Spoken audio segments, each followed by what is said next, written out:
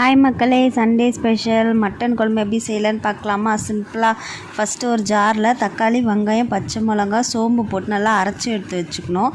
அதுக்கப்புறம் பார்த்திங்கன்னா ஒரு பேனில் ஆயில் போட்டுட்டு அதுக்கப்புறம் சோம்பு, பிரியாணி இலை, பட்டை, லவங்கம் எல்லாமே போட்டு நல்லா கொஞ்சம் ஃப்ரை பண்ணிவிட்டு அதுக்கப்புறம் நம்ம அரைச்சி வச்சுருக்கோம் பார்த்திங்களா, அதை தூக்கி இதில் ஊற்றி நல்லா பச்சை வாசனை போக நல்லா வதக்கிட்டு இது கூட இஞ்சி பூண்டு பேஸ்ட்டு, மிளகாத்தூள், மஞ்சாத்தூள், கரம் மசாலா இது மூணுத்தையும் போட்டுட்டு நல்லா மிக்ஸ் பண்ணிக்கணும். நல்லா மிக்ஸ் பண்ணிவிட்டு அதோட பச்சை வாசனை போகிற வரைக்கும் நல்லா மிக்ஸ் பண்ணிக்கணும். இது பார்த்திங்கன்னா மட்டனை வந்து தனியாக மஞ்சத்தூள், உப்பு போட்டு வேக வச்சுருக்கோம். அதையும் நான் வேக வச்சு தனியாக வச்சுட்டு இதை தூக்கி அதிலே ஊற்றிடணும். கொஞ்சம் கருவேப்பிலையும் போட்டுக்கணும், உப்பும் போட்டுக்கணும்.